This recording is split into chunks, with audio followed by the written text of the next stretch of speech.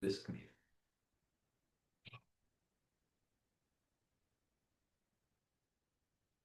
Um, I'll do a little, guided refuge visualization, setting our motivation and then refuge. So starting with our motivation. Um, we exist in this world under the illusion that we are individual beings with individual interests. And so to set up our motivation and a little bit of a more of a feeling sense of what it means to practice Mahayana Buddhism, um, just follow along here and see if you can evoke some of the feeling that I'm after in terms of this motivation. So imagine yourself surrounded by sentient beings in every direction, which of course you literally are. And imagine yourself as just a ball of energetic light, and all sentient beings in every direction similarly are merely in a more subtle form of just energetic light and energy.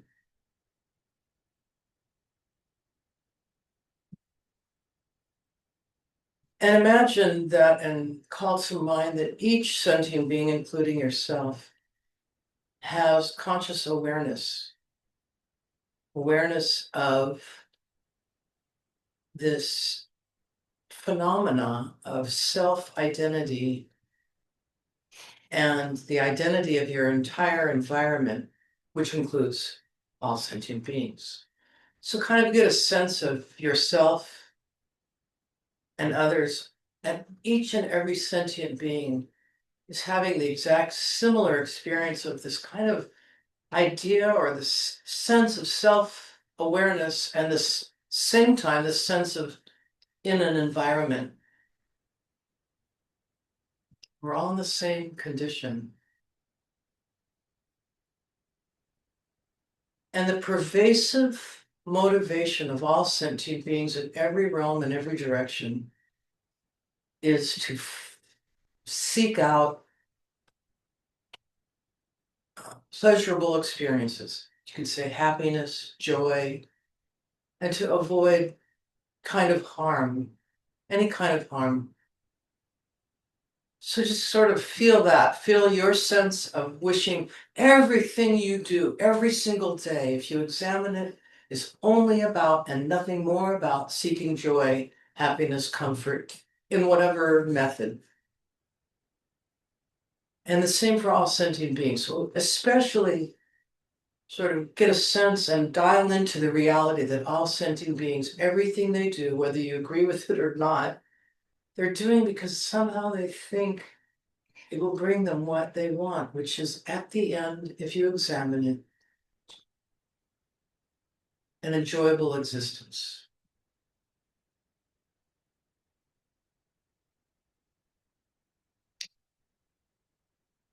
Now,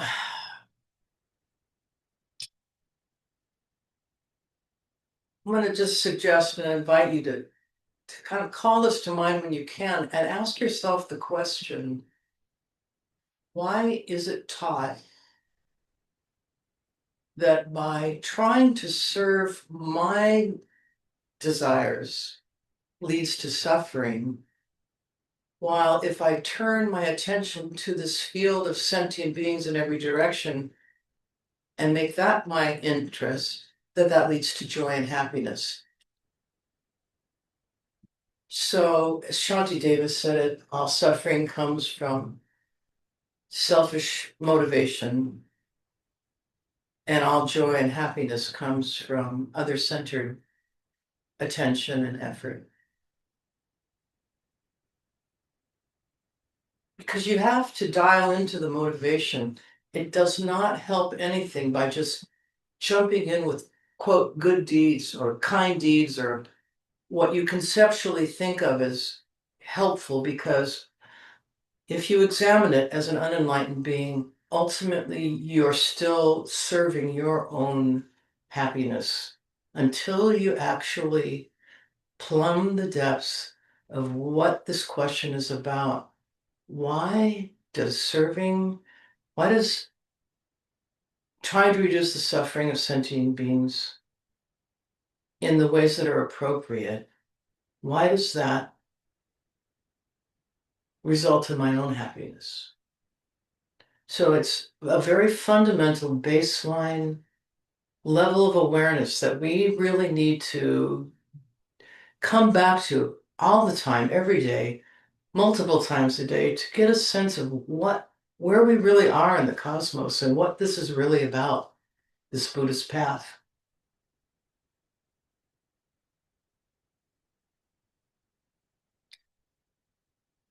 You know, we like the idea of bodhicitta and compassion and kindness.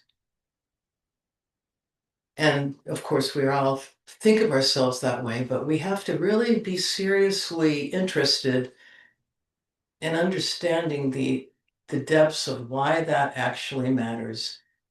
And then to be very honest with oneself as one engages in your activities. You know, who is this really for? Anywho, so in a sense, you could say the thing that motivates us to practice is to actually have a realization of this dynamic that I'm discussing. That's our motivation to not just say we like the idea, you know, not just say I'm compassionate and nice, but to actually have a realization of what that is and how that fits into the overall cosmos within which you find yourself. Sounds like abstract and far out, but it's right here, right now, every moment.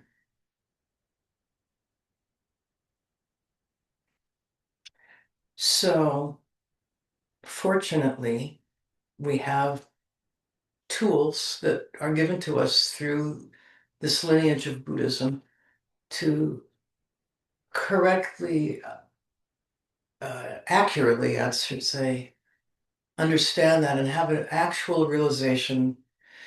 So we turn to the teachers and the teachings and the examples, and we know that if we just do what they say and practice the practices, that it will become more clear for us. And we'll be able to be more effective in our wish to be of benefit to the cosmos, to be happy in our actual place in the cosmos. So we turn to the Buddha, taking that direction. We've checked it out enough to know that it's a valid method. We kind of trust what we see, the results we see, and the things we've heard so far. So bringing all that in, kind of visualize the three jewels, the Buddha Shakyamuni, kind of, again, this glowing system of energy, the Dharma, which is the teachings and the practices and the actuality of how things are, that's all in the Dharma. And then the incredible gift we have of the Sangha, the enlightenment, the practitioners and beings who have had realizations, who are shining examples for us to keep us energized and optimistic about our potential to achieve a similar state.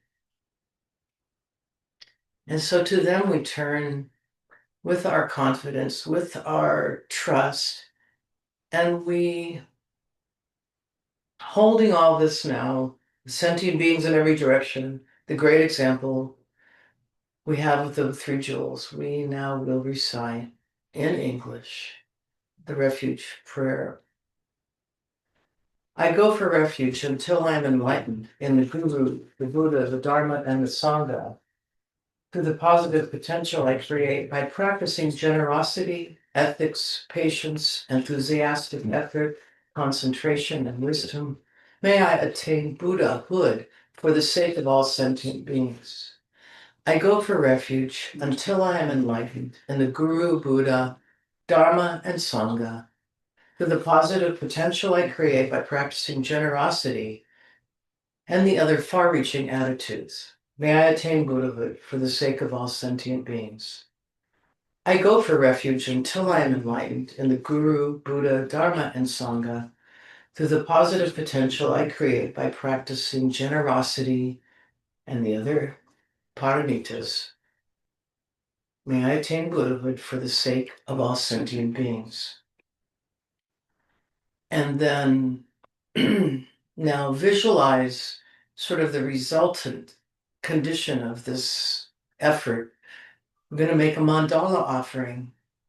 Again, we're offering our visualization of this purified reality that we are headed towards for the whole cosmos. Through visualization, just like everything in life, we always visualize, even just simply getting up and getting a glass of water, we visualize it as we're doing it. So we visualize this purified cosmos that we are endeavoring to be part of. And that visualization is our offering to the Buddha, Dharma, Sangha. So get your most purified cosmos visualized. That's your gift. You're visualizing it, you're participating in the creation of that. And I'll say the formula that they give us in English. The fundamental ground is scented with incense and strewn with flowers, adorned with mountain maru, the four continents, the sun, and the moon. In my mind, I imagine this Buddha field and offer it to the three jewels. May all sentient beings enjoy this pure realm. And then we say in Sanskrit, Idam Guru Ratna Mandala Kamyayatayami. Okay, over to you. Okay, thank you.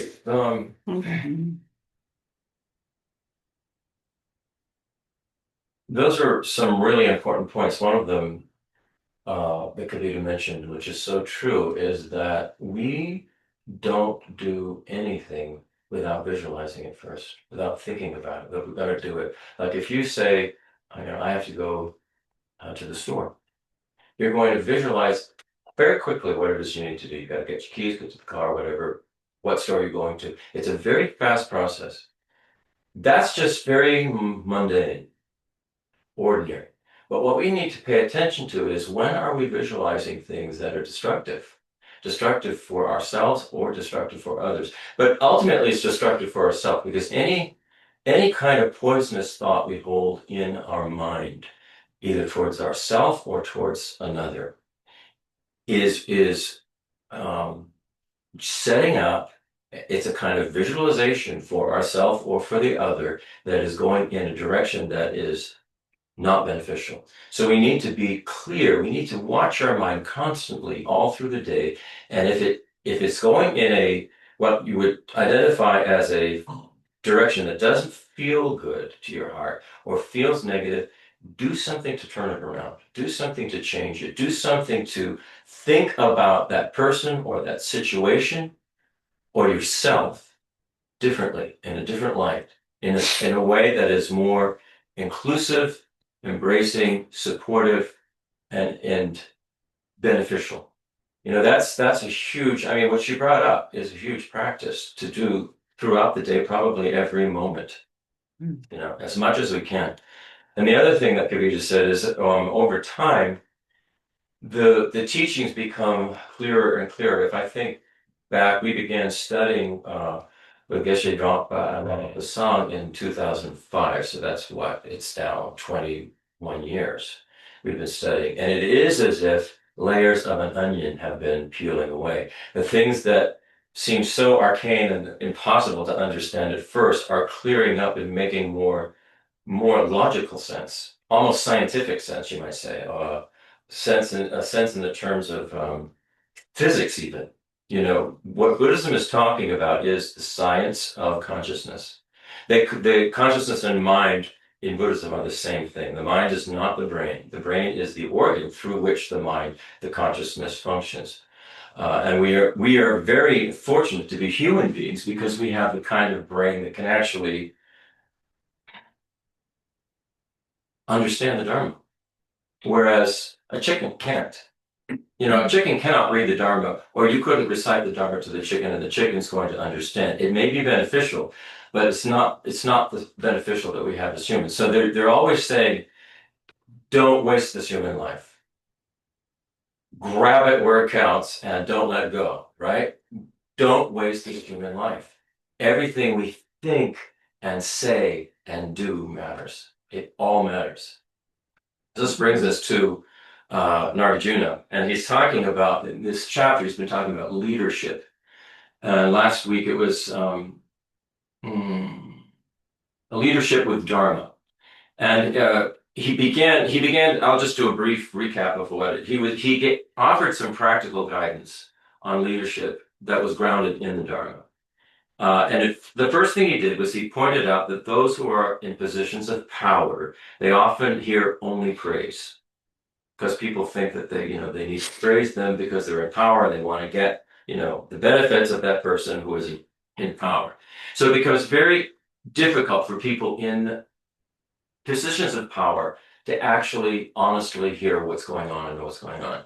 So it's important to speak honestly and with compassion to somebody who is in power. And if you're in a position of power, it's important to receive that feedback with humility and not get upset, but to take it as somebody's trying to help you. Even if it doesn't feel like they're trying to help you, go, all right, they must be saying this to me for a reason. Let me think about that before just reacting in a very harsh way. He then turned to the ethical use of wealth and influence, reminding us that generosity is the true source of prosperity. Generosity is the true source of prosperity. And that what we give, especially in support of others and the Dharma, is the only wealth that follows us after we're gone. That's the only thing we take with us of importance after we're gone. None of the reputation we had, none of the actual wealth we had here, none of the fame, fortune. We don't take our family with us. We don't take our most beloved, person with us. We all die alone. It's a separate thing. And what we take with us is, he's saying, we take with us this generosity of spirit, of motivation. He encouraged building and sustaining places for people, who can do so, building and sustaining places where wisdom and compassion can flourish, and doing so with vision and sincerity so that they inspire others. So, for instance, in a place like this, which, this was my parents' place, my mother always said she wanted it to be a spiritual center. She was always saying that, I want this to be a spiritual center. And so we came here to take care of her. We saw this place. She passed away. We thought this will be perfect. We can set this up as a Dharma center here. And so everything we are doing to improve the place is based on that, to try and make this a very welcoming, beautiful place where Dharma can flourish in South Central Texas. And we're fortunate to have Geshe Nimo, who is on board with that. And he's following the guidance of His Holiness the Dalai Lama. And so we're basically working on that in a very, very small way, but I think a way that matters, ultimately will matter.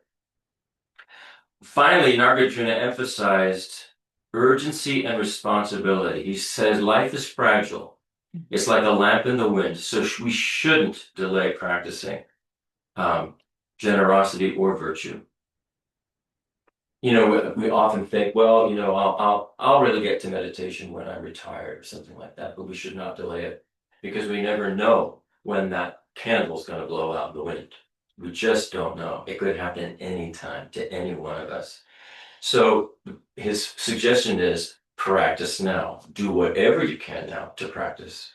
And like I said, even if it's throughout the day, watching your thoughts. What are these thoughts poisonous, or are these thoughts beneficial? What I'm visualizing, is this a good beneficial thing, or is it something that I'm, it's like an attack on somebody in my mind? We do that a lot, and we need to pay attention to that and stop it when we can. Stop it. Be kind to ourselves too. Recognize that we are helping ourselves if we stop that. We're helping our own mental continuums. Yeah, I'm just going to amplify that uh,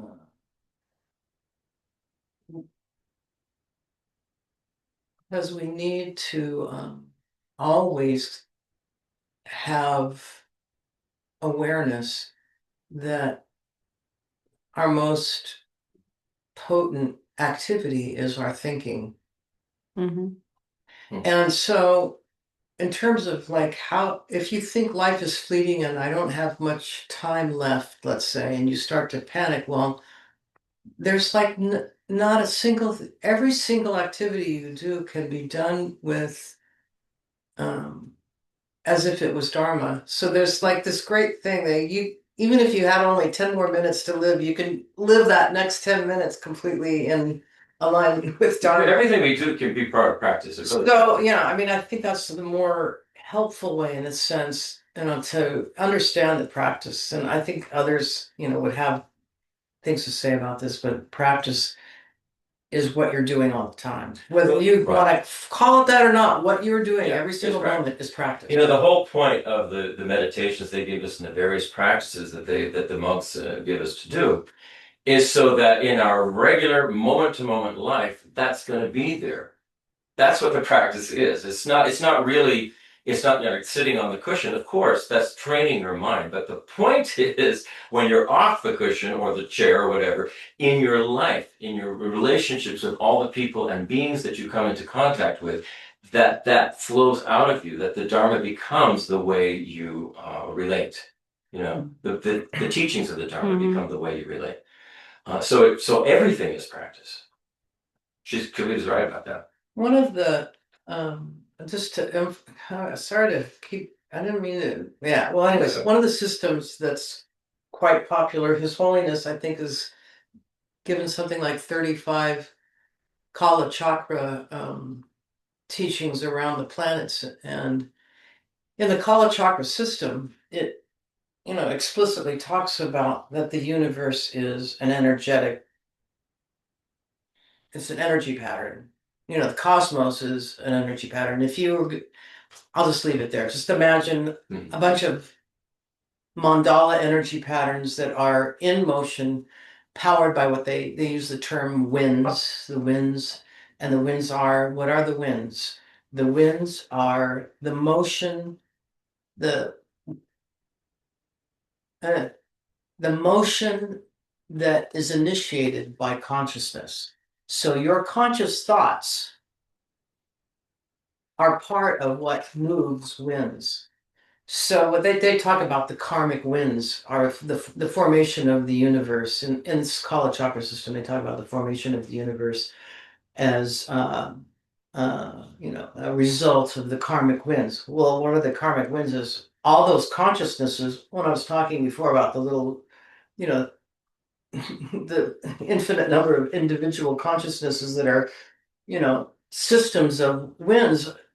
What's happening is, we are co-creating, if you will, various appearances and various realms that we acquire the sense consciousnesses to see a particular type of world. That's what the karmic winds are kind of doing.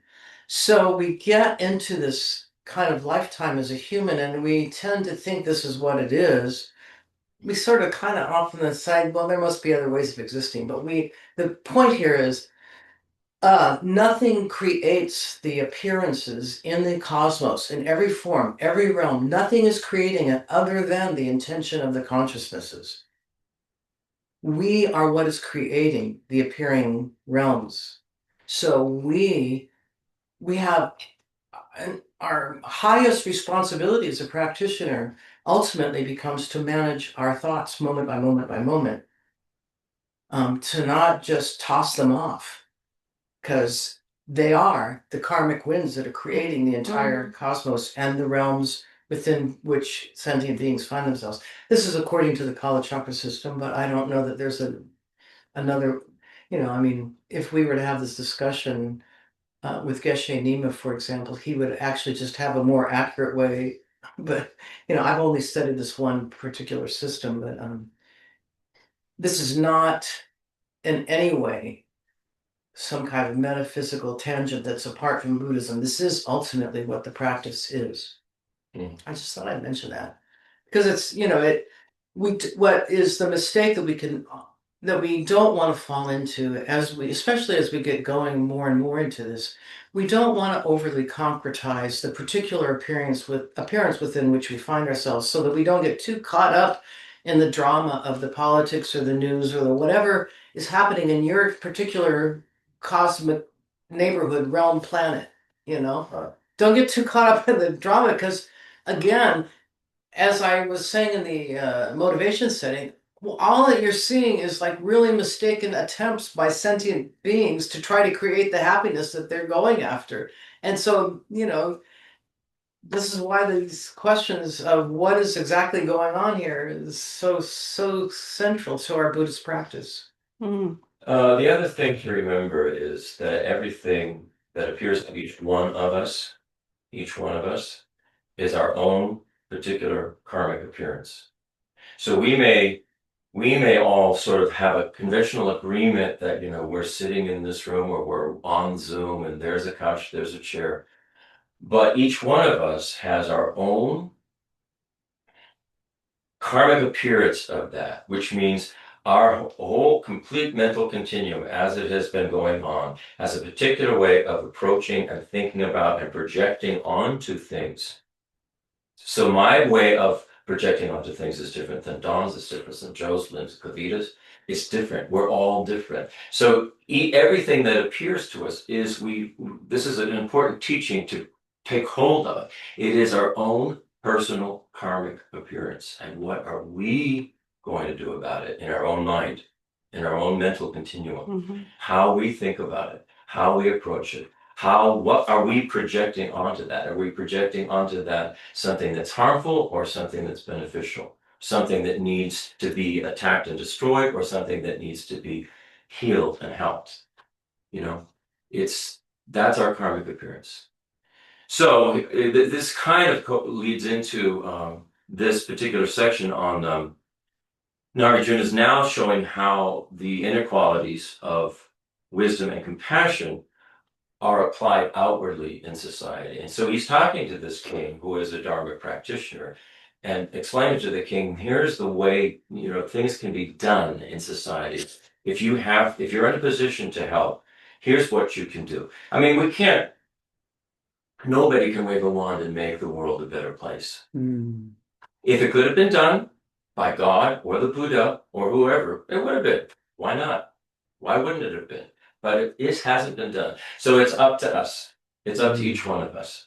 So this is what so even though he's talking to a king, he's talking to anyone who is in a leadership role. And when we come to think about ourselves, we are in the leadership role of our own consciousness, our own mental continuum. We are the boss.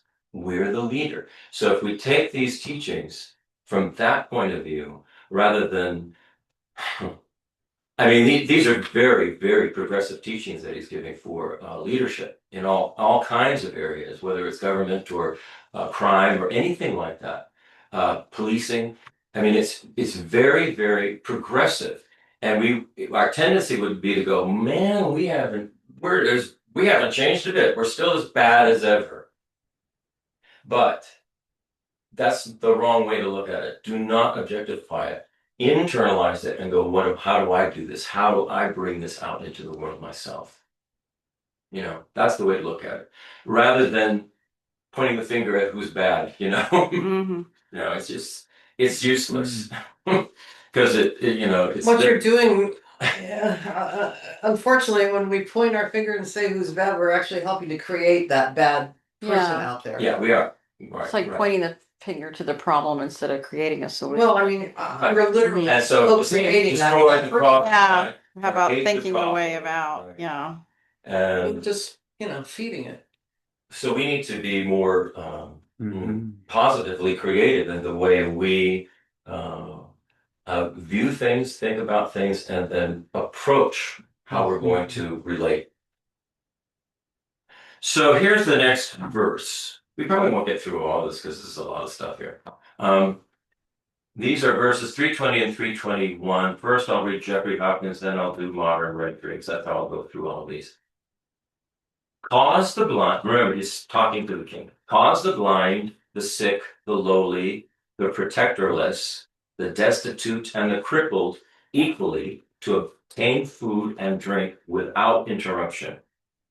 Provide all types of support for practitioners who do not seek it, even for those living in the countries of other monarchs. Modern version, make sure that the most vulnerable in society, the sick, the poor, the disabled, the lonely, and those without protection, are cared for equally and consistently. Also, offer support to sincere spiritual practitioners, even those who do not ask for help, and even those who live beyond your borders. So what Nagarjuna is talking about here is how a society is measured by how it treats the most vulnerable within that society. So he's shifting now from discussing Dharma institutions, because last week we were talking about Dharma institutions and Dharma centers and things like that. And now he's talking about social responsibility. And again, take this personally. Social responsibility personally within your range of having an effect. You know, he emphasizes that a just society must ensure that no one is forgotten, especially those who are suffering or disadvantaged. So, like it said before, it could be the blind, the poor, the sick, disabled, those who are homeless, like that. People with disabilities. In ancient India, even today in India, these individuals are extremely vulnerable. You know, there aren't a lot of social systems to help them, and there certainly weren't in ancient India.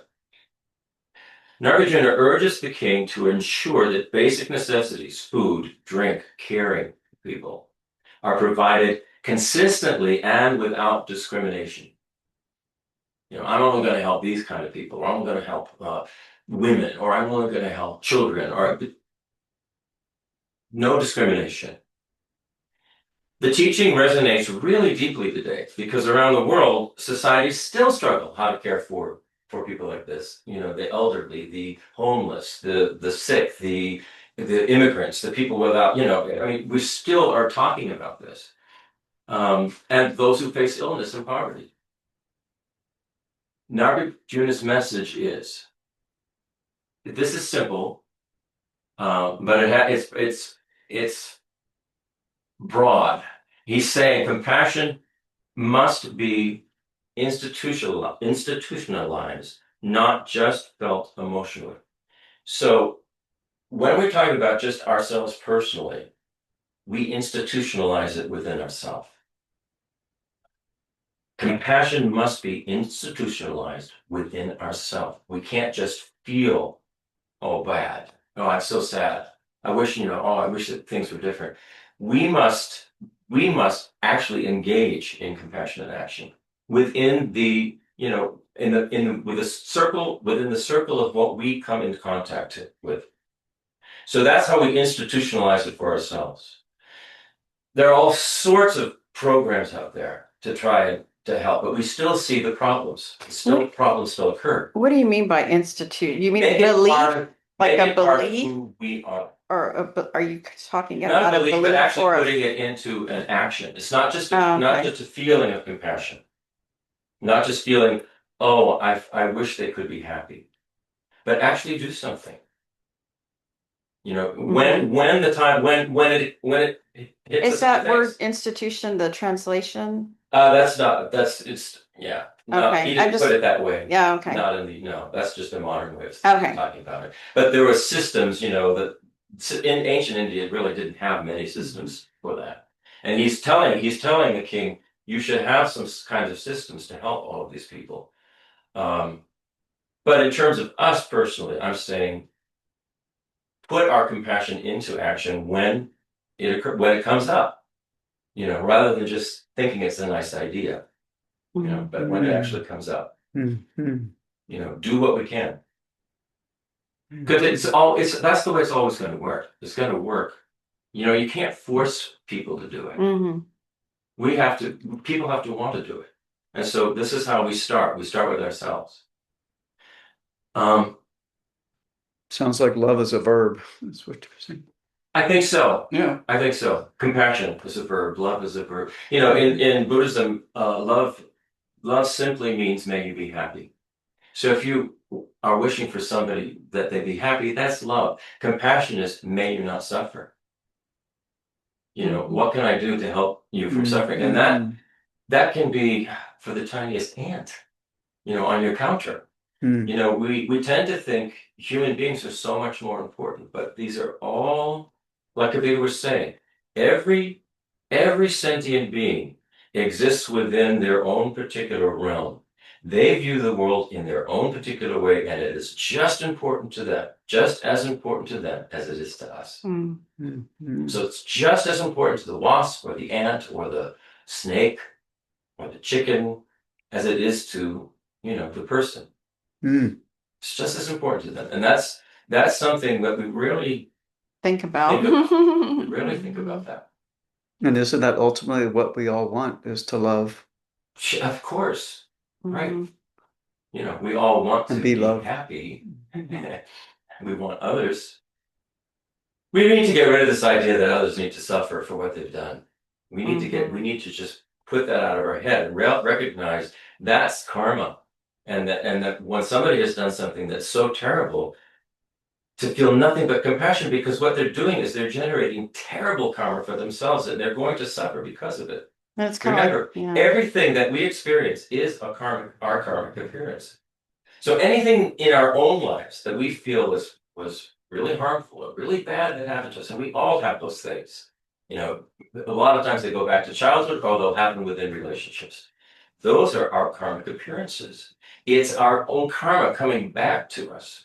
So it's best to not condemn the person, hate the person, have nothing but, in some ways, and this sounds really bizarre, to have sort of gratitude that your karmic appearance came, you dealt with it, clean it up, and let it be.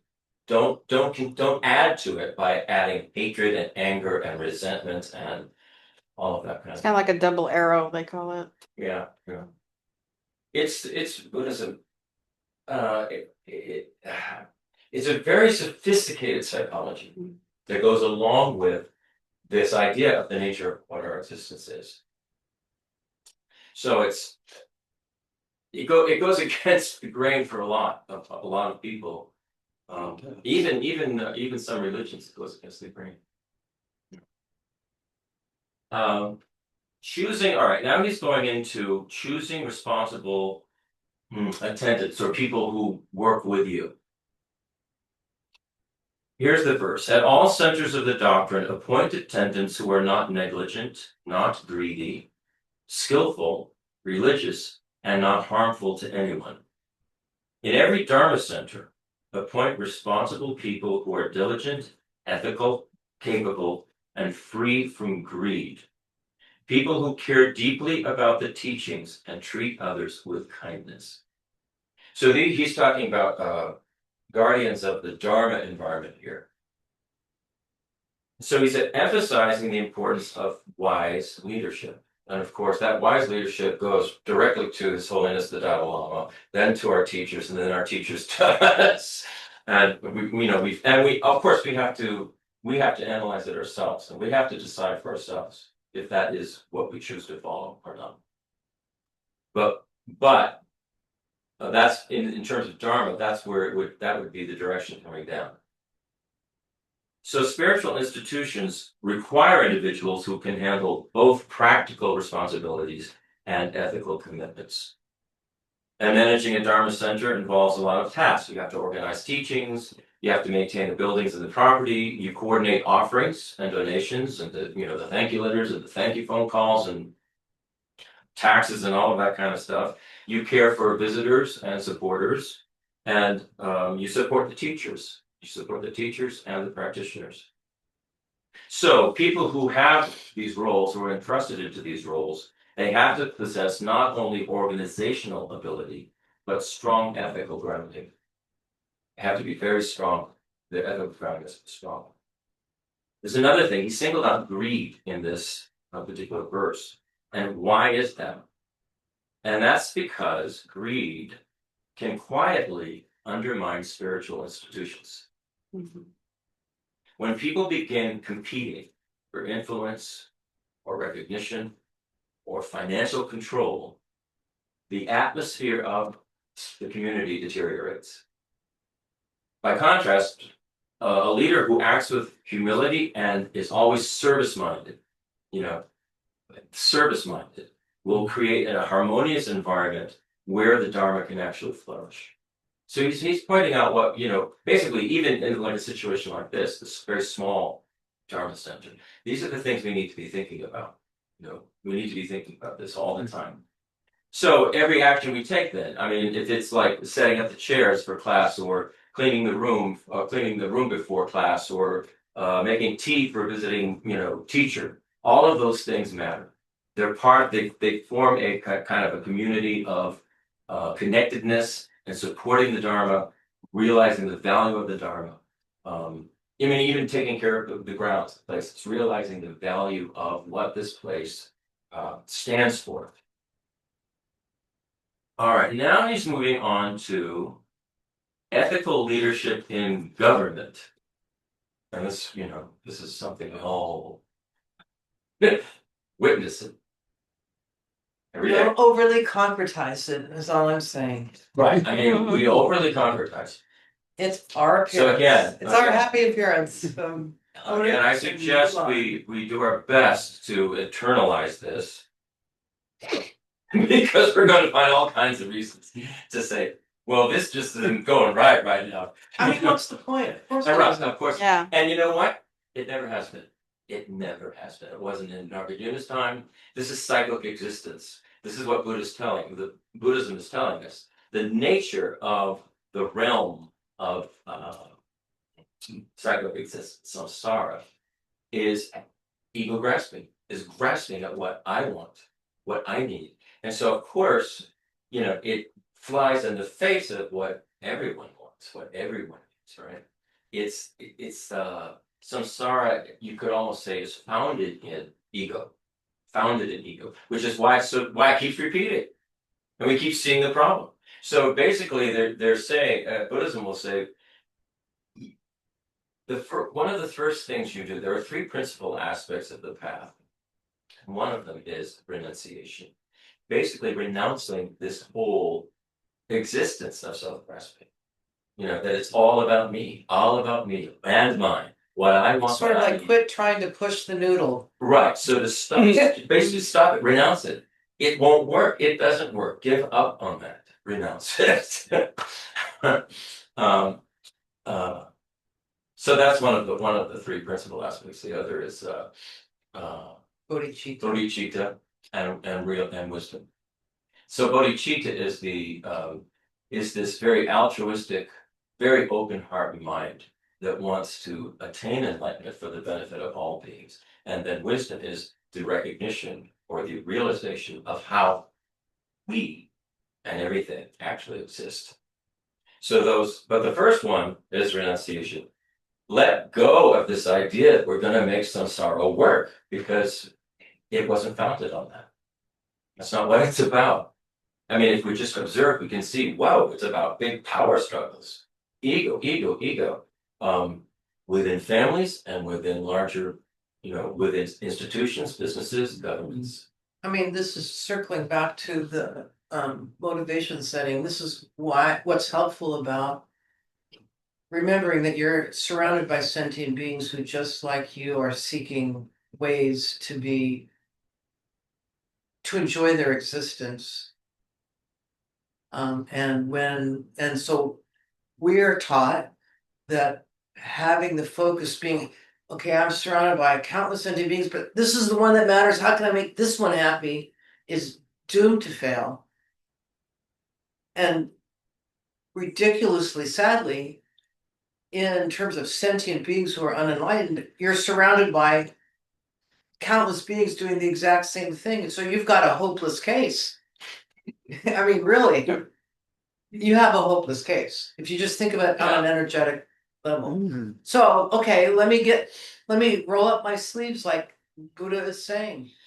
Lama Tsongkhapa, our teachers, let's just roll up our sleeves and get okay, how can we help deconstruct that and be part of the creation? This is why this moment by moment activities, everything you're doing is which way are you headed, you know? One is, it actually helps just to know that. It helps to know if you're thinking about just let's take, leadership in government, world leaders in government, and you see the struggle of these titans, right? What it seems like. But it's helpful to know that that is actually the part of the problem of what's going on here. So that we don't sort of buy into it, feed it, support it, take sides in it, because even taking sides is creating. It's a manifestation of the Yeah. problem. Mhm. So It's what the way we the want to problem- be one of doing the is appearances, yeah. what we want to be doing is bringing the Dharma into it. And so, I mean, yeah, anyway. I mean, it takes a lot of wisdom to know how to balance.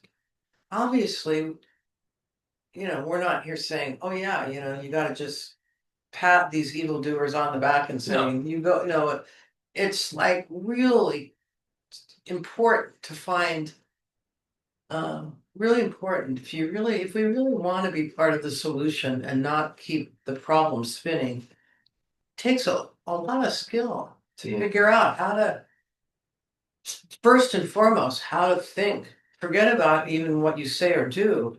Like how to think about it is like where to start. Here's the other interesting point, because it may sound very nihilistic what I've been saying about renunciation. Renounce this place has got a problem.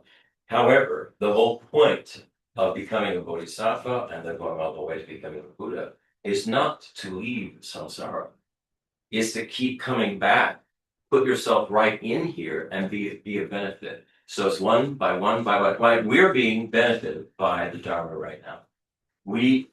I have been benefited by it, and my mind has changed because of it, and it continues to change, and therefore my behavior continues to change. And this is the value of the Dharma, coming into this kind of realm, which is run by ego and desire and self-grasping, and presenting an alternative.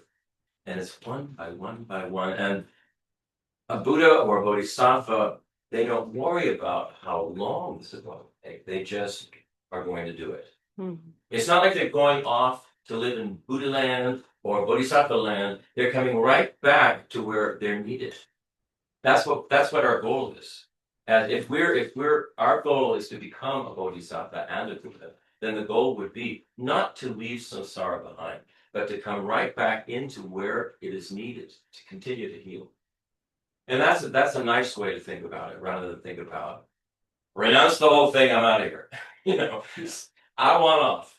That's not. Where would you go? About. I was just gonna say, you're renouncing, you're in it. Where would you go? Right. And of course you're going to go where you're most needed, where you can be the most benefit. Mhm. And samsara just doesn't include this, it includes all these various realms, hell realm, sensible realms. This is our human realm. And it's not bad. It's not great, but it's not bad. But there are other ones that are even better, but it's still driven by ego and grasping, and so this is what the problem is, and this is what the Buddha is trying to help us understand. How much of aid would it be for us to begin to love ourselves, do you think? Absolutely important. We have to. If we can't love ourselves, how are we possibly going to love somebody else? Wouldn't know how.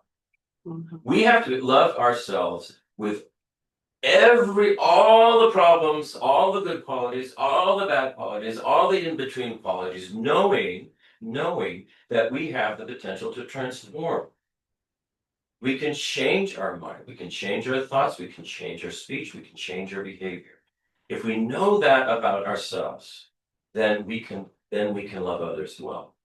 We can know that everyone has the potential to do that.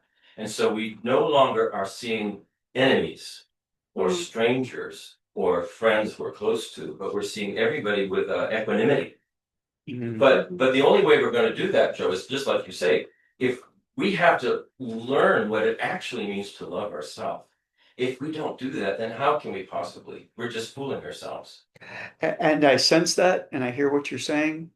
And at the same time, there's, when I hear you say you have to love yourself, there's a part of me that goes, that's not reality. That's not what we do in this world.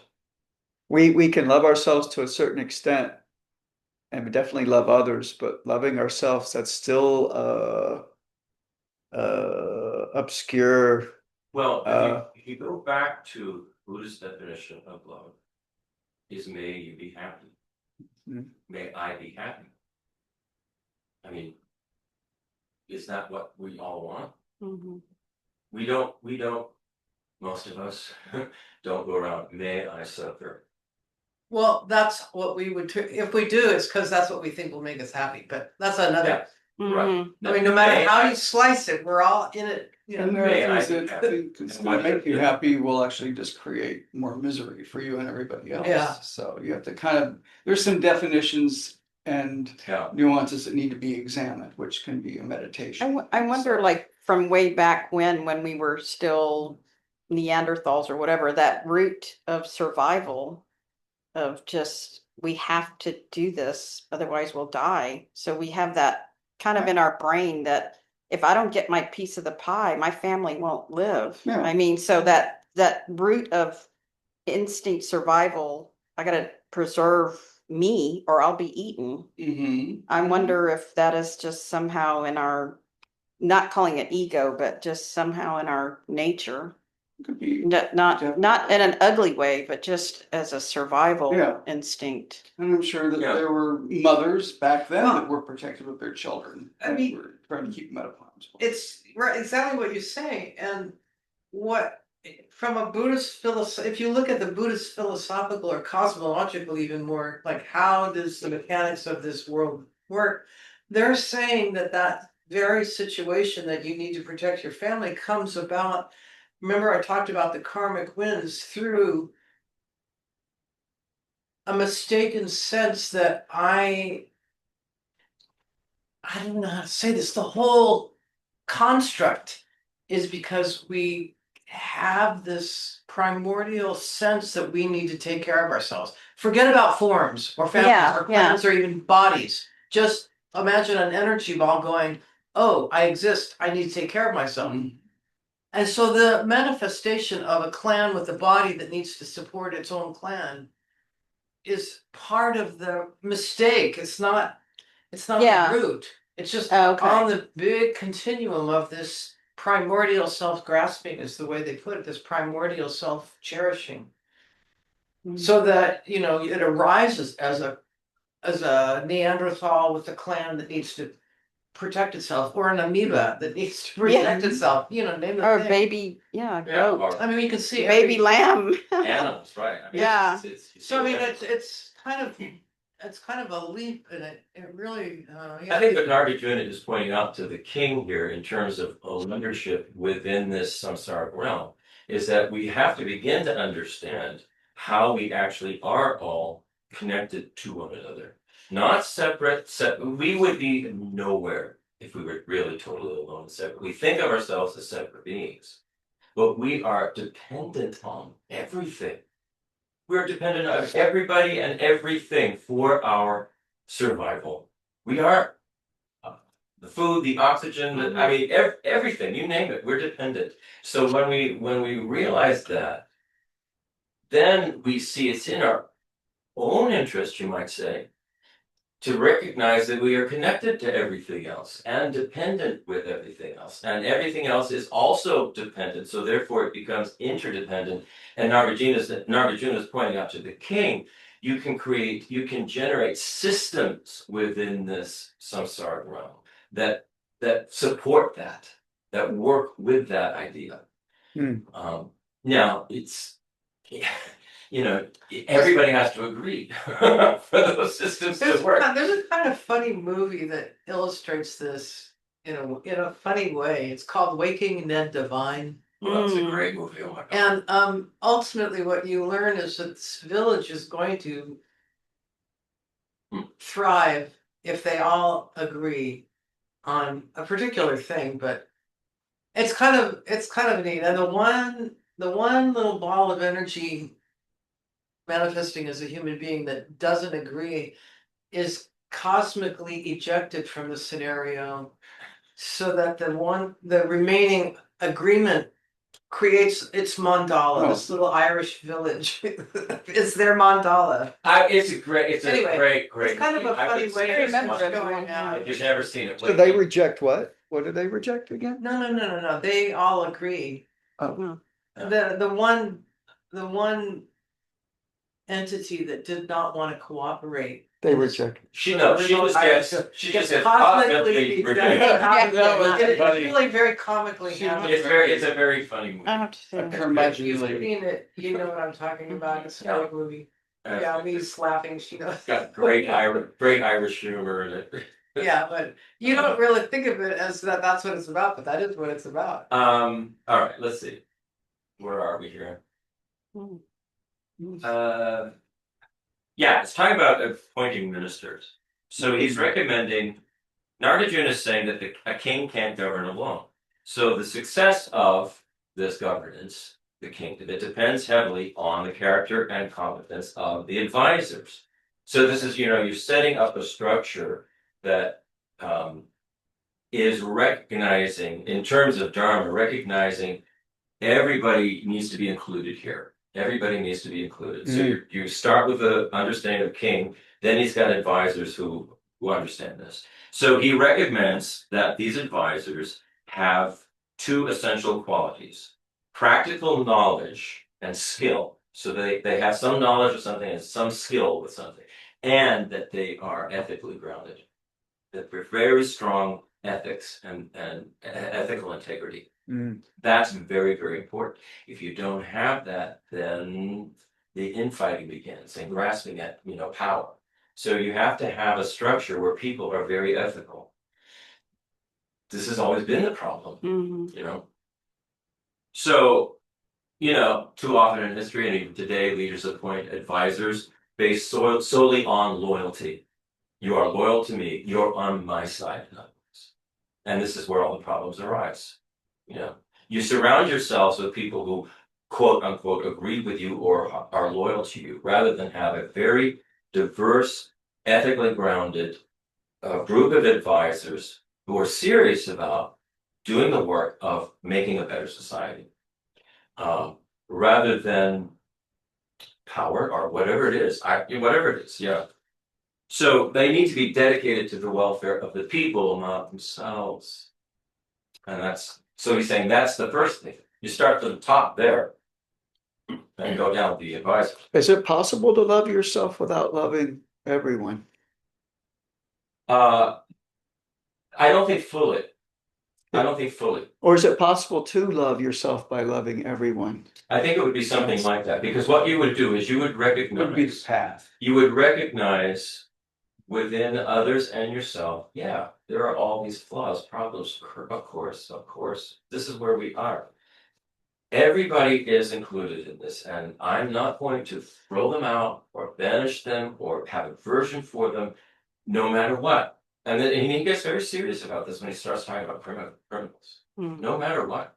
And you have to take a very long view. You've got not just this one lifetime, and that's it. You have to take a view of an infinite existence. It's the long haul. A long haul. So if you can take on board and you can accept all of these various differences in different kinds of people and still care about them and want them to be happy, then you can actually do the same for yourself. Mm. But if you can't do that for yourself, there's no way you're going to be able to do it for others. And if you can't do it for others, there's no way you're going to be able to do it for yourself. So it actually winds up including, like you said, loving everybody. And that means loving the moments too, consistency, right? Loving the moments, learning to love the moments, the situations, the Oh, can you imagine? Yeah, I mean, then that it must be like really fun to have that sort of. Wouldn't it be great to be so freed of all, of all the judgments that we make on I'm everyone? just gonna say that also people that are gonna disagree with you, that maybe that you wanna help, but then you realize you can't help. That might be saying horrible, awful things because they think all you're doing is being a Budinsky. Mhm. And then when you realize, okay, that's fine. But and to me, that's also loving yourself. Yeah. You love your wisdom, your ethics, which is always subjective, because ethics can also be They great for the community if you're going outside of what It's also, I your would group say, says is what you're supposed to be doing. John, I would say it's also loving them too. If you don't Absolutely. engage in a way Yeah. that's, bam, I'm not gonna Exactly. argue with you, Yeah, then you're it's- saying, let's just leave it Exactly. for now. Yeah. It doesn't have, we don't have to agree. And I think that's where our world is at. Yeah. Period. It probably always was. There probably were moments that we thought we were moving away from that, but it's kind of like we're right back to it. We're right back to what? Having polarization Oh, okay. and differences, and you have to always remember, you keep looking forward and not worry about things that are the roadblocks or whatever. If there's Yeah. Yeah. people that are Possibly wisdom is not so much the content, wisdom is the how, or gently and open-heartedly realizing together is the wisdom. It's not You're not a always truth. gonna have people that are not gonna like what you're doing Mm. because you're taking from my family. Yeah, true. Or you're preventing us, say, from making a living. Or, because they might be putting things in the water, for instance, destroying things that are down the road, whether it's ecologically or socially or to people's spirits, what happens in the schools, et cetera, et cetera. There are things that you're not always going to make everybody happy, and what their version of happiness is in the moment, So loving yourself means to me, that's not going to bother you, but you're going to be aware of, their own sensitivities. Staying close to the Not take it personally or, Mm. I'll repeat, the Yeah. Bodhisattva, the Bodhisattva and the Buddha are in for the long haul Yeah. with this. And it's success if there's even one person who sort of wakes up and goes, oh, I don't want to be part of this. I don't want to be part of the problem. I want to be part of an actual real solution. Mm. Sort of a weird philosophical way to look at all of this is they talk a lot about when you when you search for your self, it cannot be found. So there are lots of meditations, formulas for looking, is it my body? Is it my thoughts? Mhm. Is it my emotions? What exactly is this me that we're talking about here? And, they say that is, to really have a realization of this is the ultimate liberation from this whole scheme. Most of the stuff we talk about and we concern about is literally the same as what we Yeah. that phrase is rearranging the deck chairs on the Titanic. Yeah. None of that actually is where the problem's arising. It's arising from what happens when you have a consciousness that thinks that there's some me that is the most important. And so what if, just sort of a game you can play with yourself is, what if what if my existence is inverted and what I actually am is all that's appearing to me, not the central main character, but what if what I am is the big appearance? Mm. So you flip the whole thing and go, oh, it's kind of a powerful, and this is getting into the wisdom teachings in the ways that they encourage us to think, because if all we do is try to examine problems within the framework of the problem, we're never going to have the insights that will lead us to liberation and enlightenment. So we have to find ways to think about the issues outside of the normal ways of thinking about it. We have to get unconventional with our Yeah. thinking. Otherwise, we're just replaying old tapes. So it's really a rather radical system, and you can, the further you get into the two wings of the bird, the wisdom wing and the compassion wing, the more you realize, well, our teachers always said to us, you can't have actual compassion without having the insight that comes from the wisdom teachings. In other words, accurately understanding how things do exist and abandoning your superstitious beliefs Mhm. that, that we think are so great. They're just our opinion. Exactly. Mhm. It's I kind mean, of one of the ways, I mean, even Nagarjuna even talks about this later when he's talking about criminals. One of the ways we can think about this is that we are all, and I'm not just meaning the humans, every sentient being is our family.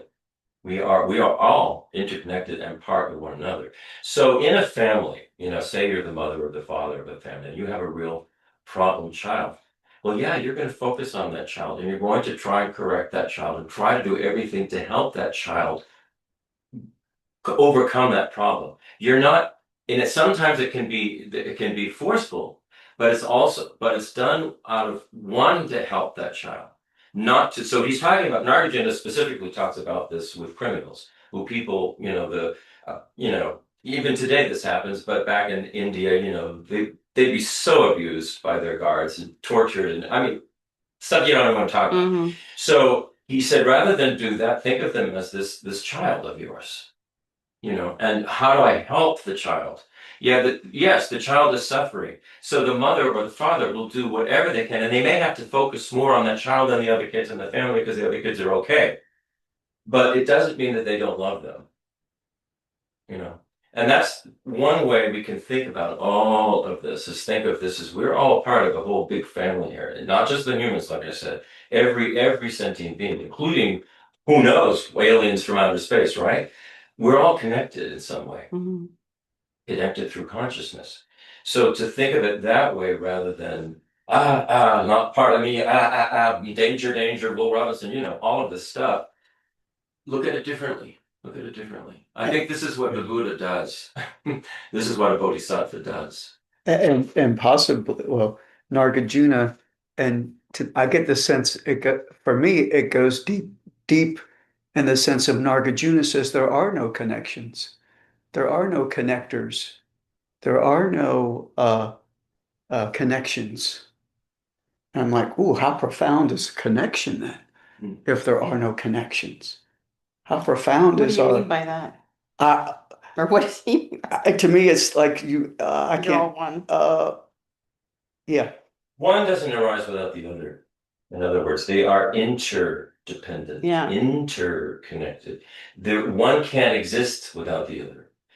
That's the real work. It's pretty profound. Yes. And then if we can recognize that and have an open heart to that, then I think it helps us with not only with the relationships within our families and personal relationships, but in the outer world too. And in the creatures in our yard and in our house. I mean, think of it in a much different way. Um, I think for me, I'm an empath, so, and even Joe, I think as well, where there's some times where we don't, I tell Joe, you need to go to sleep because you're not going to solve all the problems of the world. And, we can't keep, with ice and this and that and hunger and poverty and human trafficking, and you can just go on and on. And so for me, empath and knowing that is already in me, but it's like, what can I do? And it's overwhelming. So getting up and, like you said, making, washing your cup or doing the dishes or whatever, or helping the aunt. I mean, that is all I can control or all I can do, Yeah. and it's because I can go, we both can go, well, it's too much. you see this happening a lot. Yeah. It's overwhelming for people. I heard the other day someone said that our minds were not designed, if you want to say it like that, are to handle the news and all those Oh, problems. definitely not. Our minds are not designed to take all that in. So it's interesting that someone said that. I guess they say I don't know what they meant by how they meant not designed, but I can feel that. You can get overwhelmed, right? Kids, Yeah. I mean, by the time they're 18 now, all the stuff that has been put into their minds. It's not just news Constantly. either. It's just No, everything. most Yeah. of it isn't good. I mean, it's not, helpful. Right. Anyway, that's where we're at. That's the world we're in. That's the world we are. This We is have our karmic karma. appearance. Yeah, exactly. And Mhm. this is what we have to work with. So yes, I guess maybe we can handle it. Because this That's is what I was this is thinking. occurring. And if it's occurring, that could mean, all right, we're ready to finally kind of deal with this aspect, this overwhelm aspect of it. Yeah, I mean, what's too much is the emotional reaction. It's Mm. not the information as such. I mean, our mind, if a Buddha's omniscient, so purely speaking, consciousness has the capacity to be aware of everything. So it's more, I think that person must have been addressing emotionality. Yeah, yeah. I mean, And our it- nervous system is not and we don't even have to. conditioned. We don't have to watch everything that's on the internet. Hmm. We don't have to watch all the news. We don't have to watch every dark movie. Yeah. We don't have to. We can choose. You know. Especially since it's controlled by interdimensional satanic beings. There was something we watched last night. And so, I mean, this was a person who was in government. Oh, my back in the days of Reagan, part of the Reagan administration, and they were saying there's some kind of interdimensional being that's affecting Running the things here. show. And God. Schlafly. and Buddhism would say, of course it's Oh possible. yeah, that's exactly what. Why isn't it possible? Why isn't it possible? Mm. So there's a lot. There's a lot. I think there's a lot that our minds can hold if we can think about it in the correct way. I think we just have Oh, to distinguish between our nervous system, the brain, the physical apparatus, what it's capable Well, of, and then yeah. what the mind itself.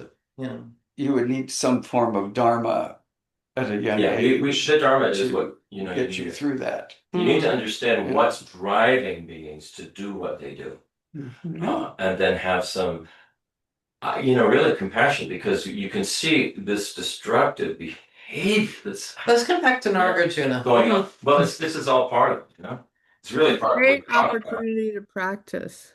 Is it great? Yes, Lee. Best ever. Can you imagine a better one? Really? I mean, we have such an opportunity to practice here. We can choose to not, not get sucked in by all of it, but to see that it's there, and then within the sphere of our particular influence, we can create a harmonious environment. We can choose to do that. Yeah. Yeah. That's what's it? Conscious consumption. Yeah, right. Mhm. Mhm. That's a good little term there. Conscious, good phrase, conscious consumption.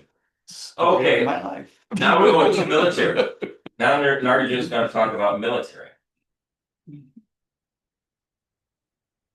Here's the verse. Appoint generals who are generous, without attachments, brave, kindly, who use the treasury properly, are steadfast, always conscientious, and practice the doctrine. Now that's a high call there. Choose military leaders who are courageous but compassionate, disciplined yet generous, individuals who use resources wisely, remain steady under pressure, and follow ethical principles. So when he's saying practice the doctrine, it doesn't mean you have to be Buddhist, but just you follow ethical principles. I mean, the Buddha's foundational teaching is an ethical. The very first practice that he gives is ethics. Ethics. Because we have to, and this ethics in recognizing that everybody, every being deserves ethical treatment, including us. And so we should be ethical in all of our behavior and our speech and our thinking, most importantly, our thinking. most importantly, our thinking. Because everything, our speech and our behavior arise from our thinking, what's going on in our mind. And those are the Buddha's first teachings, you know. First practices is ethics. So this is really important when we're talking, and he's talking military here. Military, be ethical in the military. Nagarjuna recognizes that rulers sometimes must defend their people. In ancient times, the same as today, kingdoms and countries faced threats and conflicts. However, he emphasizes that those entrusted with military authority must possess strong ethical character. They should be disciplined. They should be responsible with resources. They should be courageous but not reckless. They should be respectful toward others. They should be guided by moral principles. We can take all of this on board for ourselves. For instance, talk about military. Military is about defending in battles and things like that. Well, within our own families, within relationships that we have, there can be a sense of battling going on. So we need to be disciplined. We need to be responsible. We need to be courageous, but not reckless in these situations with people that we know. We need to be respectful toward them, and we need to be guided by moral principles. All of that take on board rather than this fly off the handle reactionary thing that we do. Comes so naturally. You know, it takes practice to not do that thing that comes so naturally. That thing that comes naturally comes from me. I want, I need, you're bad. You're getting in my way of all of that.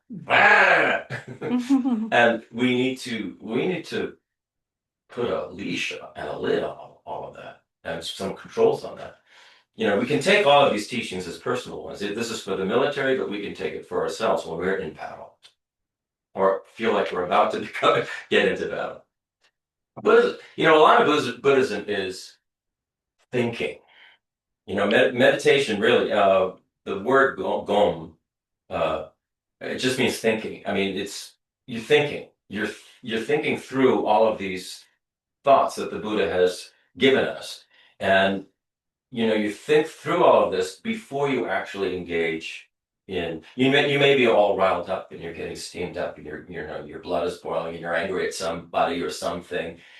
But before you do it, before it comes out of your mouth, you step back and you think and you rely on the Dharma and go, what is the Buddha saying I should do here? And then you calm yourself down, and then you can let go of a lot of things. You can let go of a lot of things. One of the things that's the easiest for me is just to go, this is my karmic appearance. My karmic appearance. What am I going to do about it? Am I going to fight it and react against it? And, you know, but it's my appearance. I'm going to sort of change the way I think about it, change the way I look about it, change the way I feel about it. And something that's much more holistic and connected, you know. And I think that's very helpful. Very helpful. It keeps us from, you know, because we can create so much destructive karma by engaging in those kinds of attacks on one another. You know? Where does acceptance come in?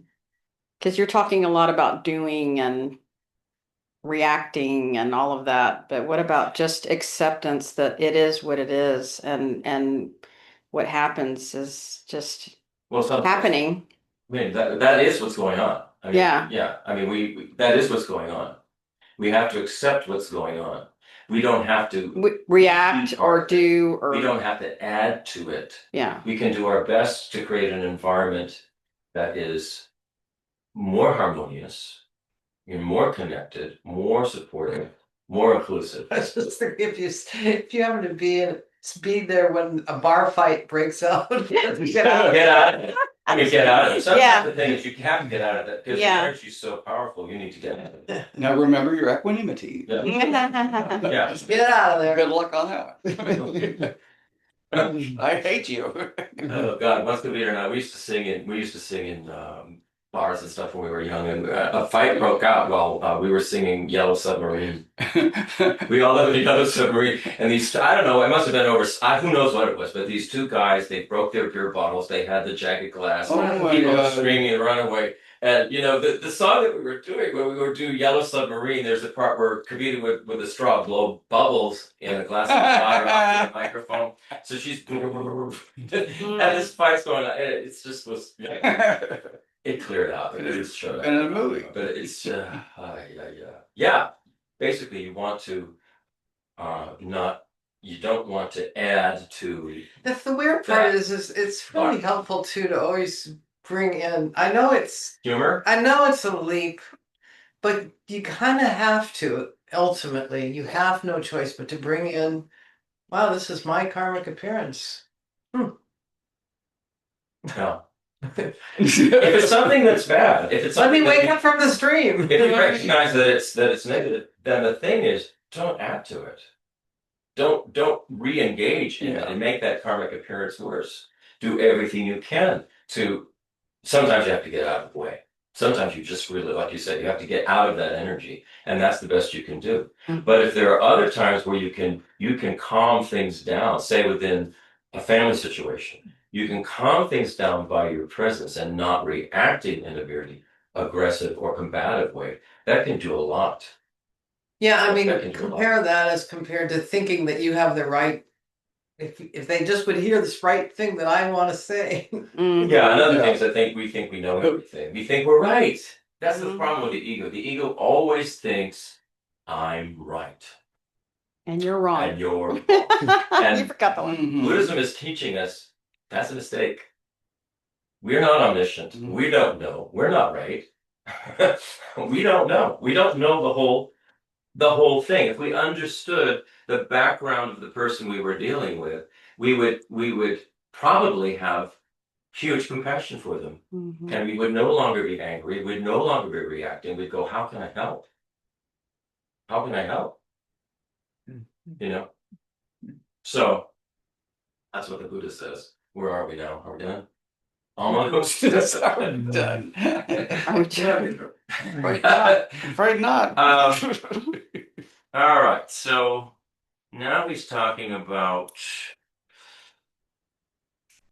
So administrators. Talking about administrators.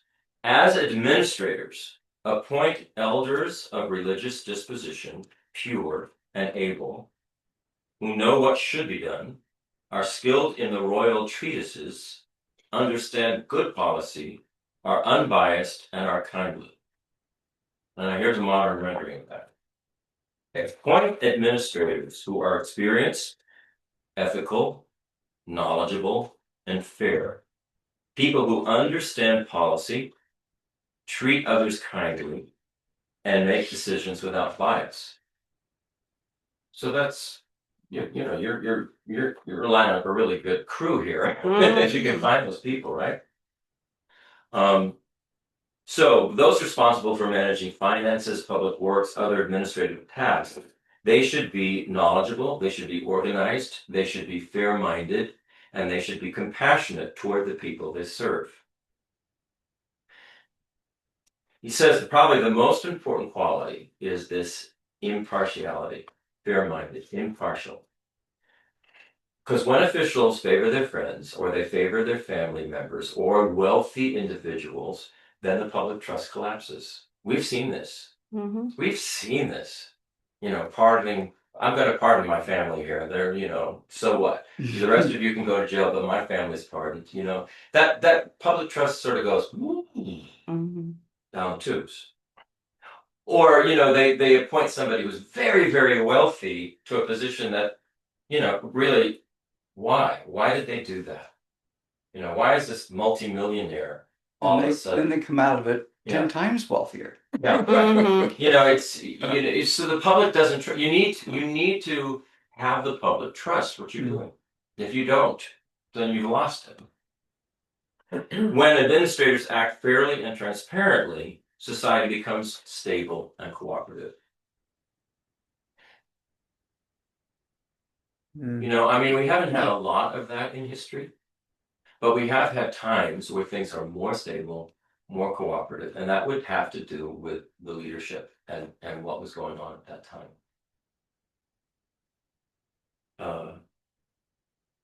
And these things are cyclical. You can see history keeps repeating itself. It's just, that is such a truism.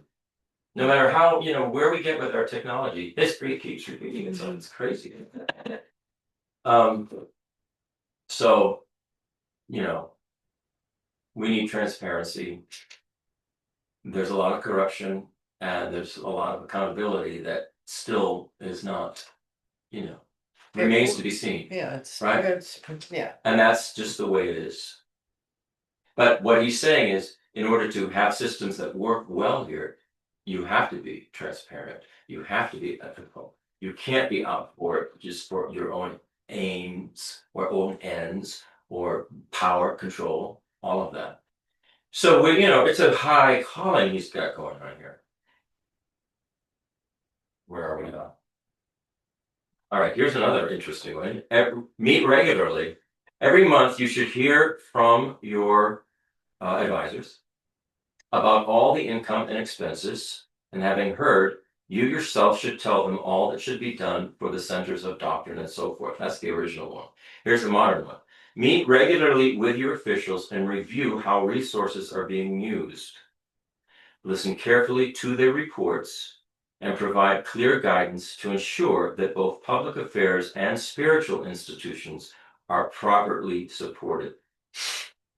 So the point he's saying here is that this whole thing is about leadership, this whole chapter. And so leadership requires, you have to stay attentive to the whole thing all the time. As a leader, you have to know what's going on. You can't just delegate to people and then just go, okay, I'm through. No, I don't have to lead anymore. No, leadership requires always being attentive to what's going on. So he's talking about these monthly reports. Nagarjuna is talking about monthly reports. Have them give monthly reports to you so you know what's happening. So a wise leader meets regularly with advisors, reviews financial records, checks that policies are being implemented properly, provides guidance when needed. It's sort of like responsible oversight of everything. So if you don't have that responsible oversight, even well-intentioned systems can drift very easily into corruption. Very, very easily. So if a leader does that, then people feel confident that their efforts and their contributions are being used wisely. All right, now 2 minutes. So we should have a closing, I think. Yeah. So this brings up a lot of interesting discussion, especially in terms of what Buddhism is saying about the nature of cyclic existence is it's arising out of this ego self-grasping. So that's just a given. We shouldn't be surprised by it. We should expect it. We should expect it. That's what this place is. However, the Buddha is also saying each one of us, through the Dharma and developing our wisdom and developing our compassion, these two wings that they talk about, wisdom and compassion. By developing those, we can gradually become more refined in terms of the kind of being we are. And we can actually get onto this path that wants to become enlightened for the benefit of all beings, become a bodhisattva, then become an enlightened being. Not to get away from all of this, like I said before. This is really important. Because when you hear renunciation as being one of the principal aspects of the Buddhist path, renouncing the world, it sounds as if get away from it, go somewhere else, go to a pure land. The purpose of Pure Lands is for somebody who is on this path to have an opportunity to really, really practice deeply all the time with people, with beings around them who support all of that. Not so that they can just live there in the Pure Land happily ever after, because they will already. A Buddha is already happy. A Buddha already loves everyone. A Buddha already sees what the problem is and only wants to benefit and only wants to help. So the more of us that can do that, the more we can actually help this samsara system free itself of this ego grasping me, separate being who needs to control. That's what the problem is. So don't think that this is talking about we're going to fix samsara. We're not going to fix samsara. A Buddha's not going to fix samsara. Nobody's going to fix samsara. What's going to happen is that people are going to wake up to reality one by one, gradually, and then samsara will just transform into something quite beautiful. But that could take a long time. And His Holiness always says, and our teachers always say, never give up. Never give up. No matter what's going on around you, no matter what happens, never ever give up. You know, we have take a long view. We think that sounds so vast and so, oh my God, infinite, how can we do that? But basically, there is no moment but the present one. There never has been, there never will be any other moment than the one now. If we're remembering something in the past, we're remembering it in the present. If we're projecting into the future, we're projecting right in that present moment. Even if we could actually time travel, and go back to another time when we were there, we'd be in the present moment there. So if you get rid of this idea of it being so long and going to take so vast, and just go, there really is nothing but the present moment anyway. This is what I'm working on. This is, and I'm just going to get better and better and better and keep practicing and trying to be a benefit. And this thing will eventually turn around. And I think that's the hopeful way to look at it. But don't give up. Don't despair thinking this is hopeless. It's not hopeless. It's not hopeless. If a Buddha exists, if these teachings exist, if they're pointing a way that actually transforms and changes our minds, it's not hopeless. We can actually see the change occurring in ourselves. So it's not hopeless. Another thing to bring to mind with this is this idea of practice. If any of you have ever practiced a sport or a musical instrument, or practiced anything that you wanted to be really good at something. And so you had to practice. And what that required was repetition. You had to repeat whatever you were doing. You had to do that with enthusiasm.